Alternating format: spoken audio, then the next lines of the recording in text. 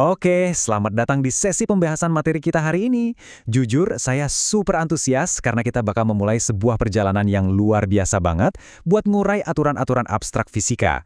Aturan yang bener-bener ngatur gimana segala sesuatu di sekitar kita itu bergerak.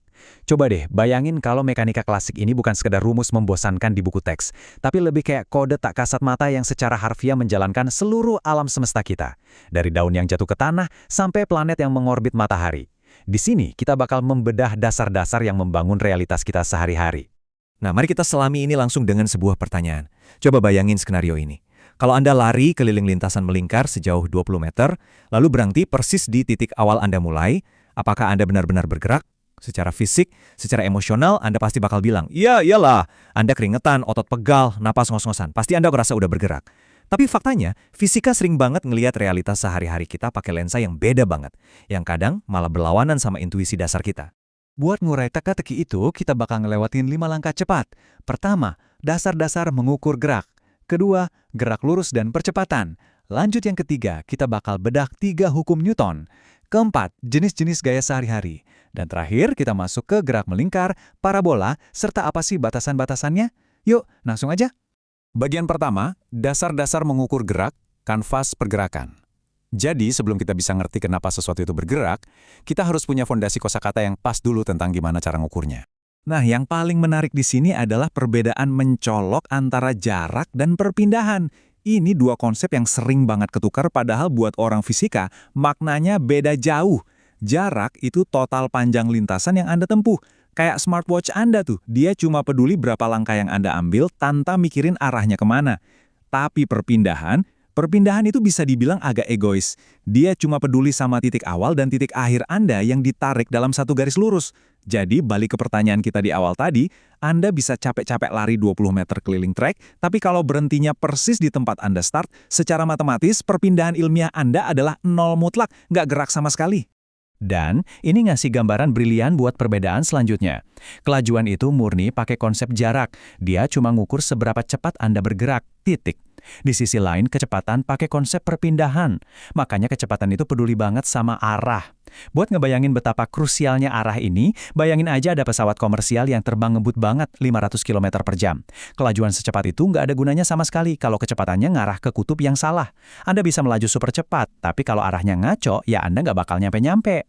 Coba kita lihat gimana besaran-besaran awal ini saling terhubung erat di peta kinematika ini. Kelihatan banget kan gimana konsep posisi sudut itu punya hubungan langsung sama kecepatan tangensial dan ujung-ujungnya semua berakar dari pemahaman dasar kita tentang ruang dan waktu. Peta ini tuh ibarat blok bangunan utama kita. Begitu Anda ngeh kalau variabel-variabel ini adalah sebuah ekosistem yang nyambung satu sama lain, belajar soal pergerakan itu jadi kerasa jauh lebih masuk akal. Oke, lanjut ke bagian 2. Gerak lurus dan percepatan. Atau ibaratnya kita mulai nginjak pedal gas. Kosakata dasar udah aman, sekarang waktunya kita masukin unsur perubahan. Poin paling krusial di sini adalah ngerasain perbedaan fisiknya. Di gerak lurus beraturan atau GLB, Anda melaju dengan kecepatan konstan tanpa percepatan. Bayangin Anda lagi duduk santai di kereta peluru atau pesawat yang udah di ketinggian jelajah. Anda bisa nuangin kopi panas dengan super tenang tanpa tumpah sedikit pun karena nggak ada tarikan percepatan. Beda cerita sama GLBB atau gerak lurus berubah beraturan, di mana percepatan konstan mulai ngubah kecepatan Anda. Ini persis kayak sensasi pas mobil baru aja diinjak pedal gasnya dan wush, tubuh Anda kerasa ditekan kuat-kuat ke sandaran kursi. Kita masuk ke bagian 3, 3 hukum Newton, aturan alam semesta. Kita sekarang move on dari sekedar ngukur pergerakan ke apa sih yang sebenarnya jadi biang kerok pergerakan itu. Lexi corpus omne perseverare in status quo quiescendi. Buat benar-benar ngapresiasi kejeniusan di baliknya, kita harus lihat teks Latin asli dari Isaac Newton ini. Diambil langsung dari buku legendarisnya Principia Mathematica, tahun 1687. Tahun ini tuh benar-benar ngubah sejarah manusia, soalnya kalimat inilah yang jadi fondasi hukum pertama Newton yang merumuskan aturan main alam semesta buat pertama kalinya. Kalau kita terjemahin ke bahasa santai sehari-hari, kutipan tadi itu mendefinisikan inersia. Pada dasarnya, alam semesta ini sifatnya mager alias males gerak. Benda yang diem, ya bakal seneng banget diem selamanya. Dan benda yang lagi gerak lurus bakal terus aja nyelonong selamanya, kecuali ada yang maksa mereka berubah. Ini alasan fundamental kenapa sabuk pengaman itu penting banget. Pas mobil ngerem mendadak, tubuh Anda yang mager ini masih pengen nerusin gerak maju dengan kecepatan 80 km per jam. Sabuk pengaman itulah gaya luar yang nyelamatin Anda dari kelembaman yang fatal itu. Dan itu bawa kita ke hukum kedua yang super ikonik ini. F sama dengan M dikali A. Persamaan ini ngebuktiin kalau gaya itu berbanding lurus sama massa dan percepatan. Gampangnya gini, bayangin bedanya ngedorong sepeda sama ngedorong batu gede.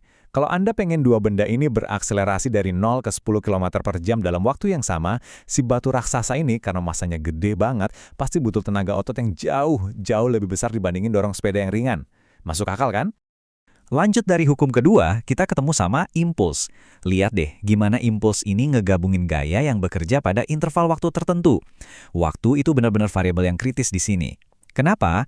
Karena gaya super besar yang dikasih cuma dalam sepersekian detik, dampaknya bakal beda banget sama gaya sedang yang pelan-pelan diterapin. Ini penting banget buat nganalisis sesuatu yang masanya bisa berubah-ubah, kayak roket. Roket itu kan nggak cuma didorong sekali. Dorongannya terus nyala lama banget sambil dia ngebuang bahan bakar, dan itu ngubah momentumnya secara dramatis dari detik ke detik. Lex teri actioni contrariam semper et equalem esse reactionem. Kutipan ini ngantrin kita ke hukum ketiga. Kalimat ini tuh secara mendasar ngebongkar pemahaman tradisional kita soal interaksi. Intinya sih, setiap aksi pasti punya reaksi yang sama besarnya tapi arahnya berlawanan. Coba kita tarik konsep pasangan cermin ini ke hal yang paling basic deh, berjalan.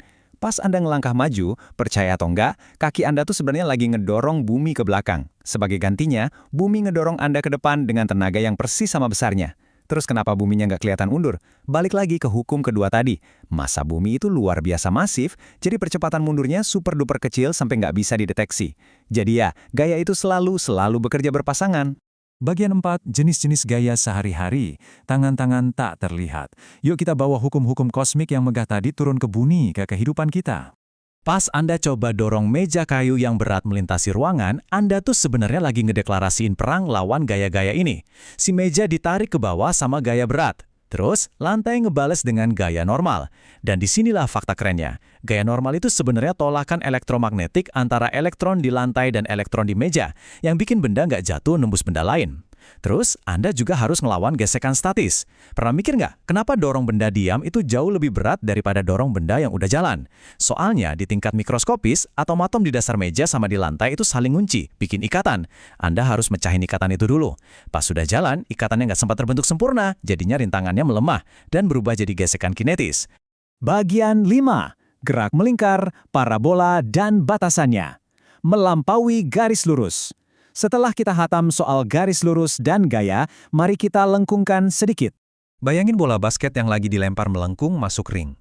Lintasan melengkung yang cantik itu sebenarnya cuma ilusi optik.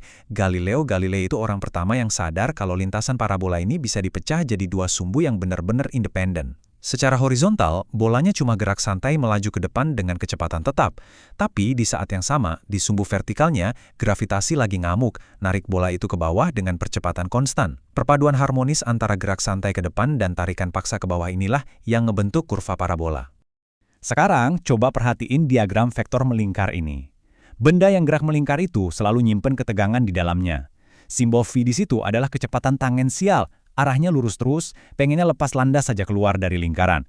Inersianya pengen kabur. Tapi ada simbol as atau percepatan sentripetal. Panas sentripetal ini kerjanya kayak tali tak terlihat yang terus-terusan narik benda itu balik ke pusat. Nah, tarik-menarik antara hasrat pengen kabur lurus dan tarikan paksa ke tengah inilah yang ngunci benda buat terus nari dalam lingkaran yang sempurna. Tapi, nah ini dia plot twistnya. Kita sampai di tepi jurang ilmu mekanika klasik. Hukum Newton ini emang luar biasa buat dunia sehari-hari kita, tapi model ini bisa hancur berantakan. Gimana caranya? Coba aja tempatin objek buat gerak mendekati kecepatan cahaya. Hukum Newton bakal gagal total. Di kecepatan se-ekstrim itu, waktu mulai berjalan lebih lambat, dan massa benda nambah sampai nyaris tak terhingga. Rumus F sama dengan M jadi nggak berguna tanpa teori relativitas khususnya Einstein. Sama halnya kalau kita ngecil sampai ke dunia subatomik, kepastian Newton bakal digantiin sama lautan probabilitas mekanika kuantum, di mana satu partikel bisa aja ada di banyak tempat secara bersamaan. Gila kan? Jadi, meskipun blok bangunan yang kita pelajari hari ini tuh cantik dan sempurna banget buat ngejelasin realitas sehari-hari kita, mulai dari laju mobil, tembakan peluru, sampai orbit bulan, saya pengen ninggalin satu pertanyaan ini buat Anda pikirin. Apakah hukum Newton selalu berlaku? Jawabannya jelas enggak. Di luar gelembung realitas kita ini nyaman ini, ada alam semesta yang menantang akal sehat, jalan pakai aturan alien yang nunggu buat dipecahkan. Makasih banyak udah gabung di sesi bedah materi hari ini, dan teruslah mempertanyakan batas-batas realitas di sekitar Anda. Sampai jumpa!